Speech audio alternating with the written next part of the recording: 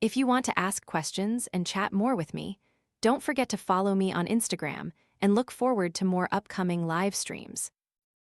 Honestly, in my life, very few of my friends borrow money from me, and most of the people who do borrow from me don't stick around for long. I've ended relationships over money. It's simply this: if you borrow money and don't pay it back, that process makes people lose respect and trust. It's like the saying goes, if you don't lend, you lose the friendship. But if you do lend, you lose both the friendship and the money. The next day, you'll feel like any relationship tainted by money is doomed. As for boyfriends or partners, absolutely not, especially men. If a man borrows money from his girlfriend, it basically means he doesn't see himself as her protector, he doesn't care about her happiness, and he doesn't respect her. You know why people have to borrow money, right? Why they have to keep asking. Some people say, well, if someone is too poor, too desperate, shouldn't we help them? I've been through those times, very difficult times when I had no money at all, truly struggling. But I've never once reached out to borrow money from anyone else, except my parents. My parents provided for my education my whole life, so that's different. My principle is that I only spend what I have. Whether investing or doing anything else, I do it based on what I possess. Even when I hit rock bottom, when I was struggling, I never wanted to drag anyone down with me. I wanted to climb out myself. If I had to rely on someone, I'd have to rethink. Fortunately, no boyfriend has ever borrowed money from me. As for my friends, they rarely borrow unless it's an urgent, unexpected situation. And when they do, it's usually something like, hey, lend me 100 million to buy this piece of land for my kid. Or, can you lend me 600 million? I don't have that kind of money readily available. I'm just an average earner. So, I tell you, if I ever encountered such a situation with a partner, I'd break up immediately, no questions asked. But usually, if I see someone I care about struggling financially, I'd just give them the money. I'd give it, so it's not a debt relationship. You know, I once had a friend who was with this guy for many years. He used to borrow money from her constantly to go drinking with his friends. I told her, this guy is no good, you can't be with him, you'll never get married to someone like this. They ended up breaking up because she wouldn't listen. Well, she didn't listen, so they broke up in the end. Someone asked, sister, I'm flying to Saigon for school soon. Which airline should I fly with? Well, lately, Vietjet has been getting a lot of bad reviews online, as you can see. Recently, I booked a flight for my mom to come home. I don't usually pay too much attention to all the controversies, and I thought, oh, I haven't flown Vietjet in ages, so I'll just book it. At the time, Vietjet's prices were okay, even better than others, so I just went for it, thinking maybe it was just a few isolated incidents. But the day I booked for my mom, I kinda regretted it. I wish I'd booked Vietnam Airlines instead. Her flight was scheduled for 9:30 p.m., but she didn't arrive until 1:30 a.m. Honestly, from that day forward, I swore I'd never book Vietjet again. I haven't flown them myself in years, and even a friend of mine, who's flying today, just got delayed by them. So, Vietnam Airlines all the way. In 2021, I flew with them a lot, and I never had any issues. Flying from Saigon to Vinh, and it took so long, that was a delay. Someone asked, I have a boyfriend who's not financially stable or emotionally intelligent. He only realizes I'm upset when things get really bad. What should I do? Break up with him, honey, break up with him, don't try to change him. Subtlety and a mature mindset are part of a person's fundamental nature. Break up with him, okay? Chuckles. Someone asked, how do you arrange your time for reading, studying, and working? I prioritize it like this. From my student years until now, I've worked relentlessly until I felt financially comfortable. Only then do I really think about leisure and fun. It might sound a bit harsh, but I don't spend too much time thinking about playing or relaxing because my mindset has always been to earn a lot of money. Once I have comfortable money, then I can comfortably play. You can imagine how much I pushed myself during my student days. It was insane. But everything works out. In those years, I had to give 100% focus to achieve what I have. If I hadn't dedicated myself fully, if I had split my time between playing and working, then later in life, I'd still be splitting my time. But now, I can work 90% of the time, and I get to decide when I want to relax. Someone said, The other day, I listened to a podcast about convenient relationships, and I started thinking a lot about my own relationship, which has many similarities. I feel so stressed when I work, I want to rest, but now that I'm resting to prepare for a new job, I feel stressed and bored. That's why, back when I used to switch jobs, I never allowed myself any downtime. I'd finish one job on Friday and start another on Monday. I didn't give myself time to feel bored or discouraged. I know many of you feel bored at work, but you have to realize that life is like that. It's not easy. If you want it to be easy, you have to be the one to control everything. And for yourself not to be dependent on those things, what do you need? To not be dependent, you need money, right? As for timing and opportunities, that's up to fate. Someone asked, should I study digital marketing? I've already asked 3 questions. How can I know if you should study it or not? The question is, what are your future aspirations? If you want to study digital marketing, what do you plan to do with it, and do you think you're suited for the work? I can't know that. But to give you a little insight into digital marketing, it will be a highly developed field in the future, but it evolves incredibly fast. So fast that most people who work in digital marketing primarily gain knowledge and experience from practical work, not from textbooks, which can't keep up with the times. For digital marketing, you should learn more from practical experience, go out and work. You can study, but it won't be enough. I'm telling you honestly, chuckles asterisk. If you work for a foreign company, you'll earn good money. Someone asked, what do you think about being a psychologist? That's also a very interesting and important profession for the future, especially in developed countries. Someone asked, what do you think about getting a chance to be a guest on the show? Who is that person? I would decline. I don't usually participate in those kinds of shows. I think they're fun to watch, but if I went on there, I'd probably look like a complete idiot, asterisk chuckles asterisk. Someone asked, are you afraid of dog worms when raising your pet? Is there a way to prevent dogs from getting worms? Usually, I get my dog vaccinated. When they're young, they get all their shots. I'm not entirely sure what the specific vaccine for worms is, but they've had all their vaccinations for common diseases. Someone asked, during university, did you participate in many school activities? No, not really. I only participated a lot in the guitar club at the banking academy. As for other school activities, like blood drives and such, I occasionally joined, but not much else. Someone asked, sister, if a guy ends a relationship by saying, I realized I care about you more than I love you, does that mean he doesn't really love me? Bottom line, I'll tell you this. If a man truly loves you, he will find a way to love you, no other excuses. But once he starts giving reasons, whatever they may be, it means he doesn't love you. So, girls, be direct and leave. Don't get caught up in, I care about you more than I love you. He doesn't love you anymore, it's a breakup. That's what it means. Okay, looking at it from another perspective, maybe they don't want to hurt you by saying, I don't love you anymore, let's break up.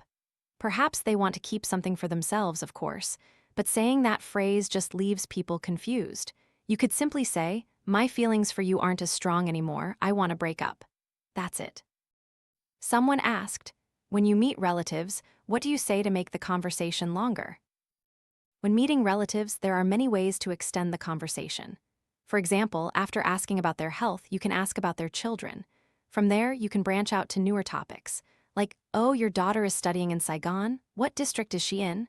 What school? Marketing, you say. What do you think about the marketing industry nowadays? In short, if you want to talk meaningfully, you need knowledge, because with knowledge, you know what to ask and how to answer. So, we should start with normal questions and then expand from there. Someone asked, if I like someone, my best friend shouldn't intentionally try to get close to that person, right? I'm not entirely clear what you mean. Do you mean you like someone, but your best friend is already close to that person? Or do you mean that before, that girl wasn't close to that person, but when she found out you liked them, she tried to get close? If it's the latter, then of course, that girl can't be your friend anymore. Someone asked, what do you think about not wearing a bra outside? Honestly, most of the time, I don't wear a bra when I go out. I always choose clothes that don't require one, or I wear very soft, comfortable bralettes. I think this is very important. I believe wearing a tight, constricting bra all day is exhausting and very uncomfortable. I personally hate wearing underwear, both panties and bras. I don't wear panties to sleep, and I rarely wear regular bras. I usually choose tops that don't reveal anything or wear a camisole with soft padding underneath. I almost never wear a normal bra, it's extremely rare. It's so much better, truly so much better, everyone. Someone asked, "Sister, can you talk more about the men in content creation?" I've talked about it a lot already. I believe many fields have development potential in Vietnam over the next 5 years. As Vietnam is a developing country, some jobs will be suitable, while others won't. For example, the technology sector will definitely develop. And anything related to logistics and transportation, shipping things from Vietnam abroad or import-export will certainly develop more. Another potential field is nutrition coaching. Many people claim to be nutritionists, but they lack proper qualifications and expertise. So, if you study to become a certified nutrition coach, that would be very promising and sought after. For instance, many wealthy individuals need personal nutrition coaches to create meal and drink plans for them. Actually, I myself am very interested in nutrition. Another highly developing field is branding. Vietnam is good at making things, but not so good at branding them. There are many talented people in Vietnam, and Vietnam's tourism is wonderful, but our tourism branding isn't great. This definitely requires a lot of direction from the Ministry of Tourism, the Ministry of Sports and Tourism, and many other aspects of our national culture. The development of culture and tourism will be crucial for Vietnam's future. Overall, Vietnam still lacks many things, my friends. So, become the talents of our country. Try your best. We're lacking in so many areas, in film, in technology, in so many things. Be the future seeds that help our country develop, okay, everyone. Someone asked, "What do you think about the fashion design industry? Will it develop in the coming years?" Generally, fashion is a bit tricky. It will probably develop because food and clothing are essential needs. But it's also true that most of Vietnam imports fashion. If we're talking about high fashion or designer brands, it's inherently difficult for Vietnam to develop in that area. However, things are still being sold. It's just that to become a truly professional fashion designer, it requires a lot. You have to be a renowned artist. But if you're just starting out, you'll have to research. It probably has potential because it's in the realm of creativity. Someone asked, "If I work as an English teaching assistant for a few years, will I earn a lot of money?" Teaching assistants don't earn much money, definitely not a lot. If you want to earn a lot, you have to open your own English language center, right? Someone asked, "What about the real estate industry?" Real estate will become increasingly difficult. Property owners will pay more and more taxes to ensure fairness. However, if you use real estate for business, like running hotels or rental rooms, I think it's still very viable and profitable. Someone asked, "Do many people have prejudices against the agricultural sector?" I think the agricultural sector will definitely develop. Vietnamese agriculture will certainly develop. The pressing issue Vietnam is facing right now is the extremely poor quality control in agriculture. This means too many people are getting food poisoning from unsafe ingredients. Many high-quality products from our country are exported, while we import low-quality goods from abroad for our own use. This is a huge problem that the government needs to address. For example, Japan is excellent at this. They keep their best products and never export them, so you'll never find real wasabi exported from Japan. The wasabi you eat outside Japan, for instance, is often just horseradish or some other fake substitute, not real wasabi, which is very difficult to cultivate. The finest, best quality products in Japan are kept for their own people. Exporting them is very difficult. But I see Vietnam doing the opposite, and it makes me reconsider. Someone asked, "Is your mom home yet?" Yes, my mom's back, everyone. My mom's home. Someone asked, "Starting a communications company?" The problem with media in Vietnam is that communication is often one-sided. I've worked in the communications industry before, so I don't want to talk too much about this. Someone asked, "Sister, how do I find a career that makes me feel happy?" You can pursue something like Ikigai. There's a book about it. It has a core idea. The first point is a job you love asterisk. Next, it's a job you're asterisk good at, something you have the ability to do. And the third point is a job that creates value for society. When these three things intersect, that's the job that will make you happy. That's the work I'm doing now. People say this is a job I love, being a content creator. I love talking, I love sharing. When I work, I don't even feel like I'm working, if you know what I mean. Sometimes I film from morning till night. Before, I used to do everything myself, filming and editing, and I didn't feel like it was work. So, it has to be a job you love, but at the same time, it also has to bring in money. Because if you love something but it doesn't make money, it's very difficult, right? And of course, the job must bring value to society, because we can't do work that is prohibited or harmful. So that's the Ikigai concept. I think if everyone has that, they'll feel comfortable. Someone asked, if someone is quiet and reserved, how can they gradually change that personality? Why change it? Being quiet isn't bad. Talking too much, that's bad. If you're quiet but what you say is meaningful and well-timed, that's good. What you should improve isn't talking more, but rather speaking more appropriately. Being reserved is fine. Usually, reserved people attract cheerful, talkative people. Those talkative people naturally balance the quiet ones. Talkative people are often drawn to reserved individuals. Someone asked, when you were a student, did you sleep a lot? No, I slept very little. I was always working. Where would I find time to sleep? I don't take naps. I never used to take naps until very recently. For example, my mom often takes naps, so I've started napping with her. I don't nap and I don't sleep in on weekends unless I'm absolutely exhausted. Someone asked, do you prefer YouTube or TikTok? I clearly prefer YouTube. I prefer it because YouTube is more polished, its content is higher quality, and I think it has stricter review processes. TikTok is more like a social media platform, like Facebook, but with videos. Someone asked, which app do you use to edit videos? I edit with Adobe Premiere Pro. Someone asked, is it okay to start working with that video editing software, even if I'm just starting? Yes, no problem at all, as long as you're 18 and ready to work. Someone asked, should I give an opportunistic person a chance? Yes. Someone asked, do you play the stock market? No, even with all this knowledge, I still learn through experience. Someone asked, does sleeping to work affect your health? No, it doesn't affect it, unless you're sleeping from, say, 2 a.m. to 6 a.m. for a long period. That would be very harmful. But if you sleep from 10 p.m. to 4 a.m., that's only 5 hours, but it's very good. Because just 5 hours is enough for your body.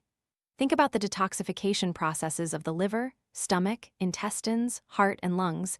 You only need to sleep until 3 or 4 a.m. for that to happen. But I can't wake up at 3 or 4 a.m., so I wake up around 6:30 or 7 a.m. Sleeping too much actually affects you negatively. It makes your body feel sluggish, and the more you sleep, the more you want to sleep.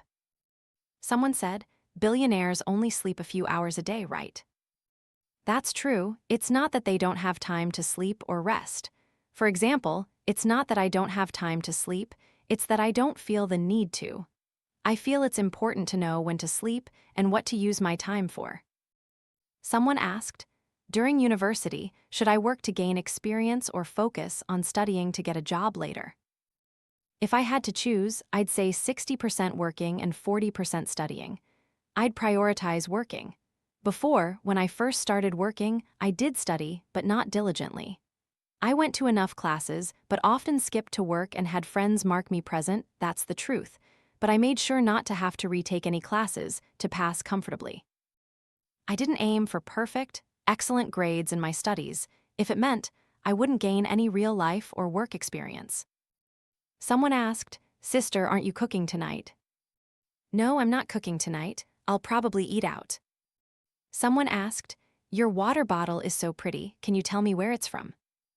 It's a BTS water bottle, I got it in Korea. This water bottle itself is just a few 100,000 dong in Vietnam, but with the BTS logo, it's worth millions. That's how branded goods are.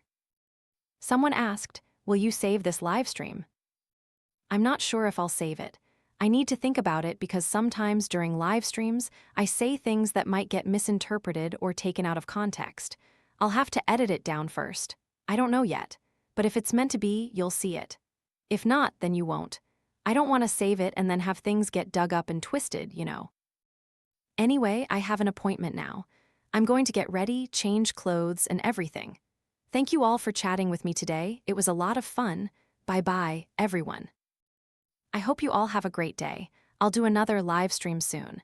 And this Saturday evening, a new video will be released, okay? See you.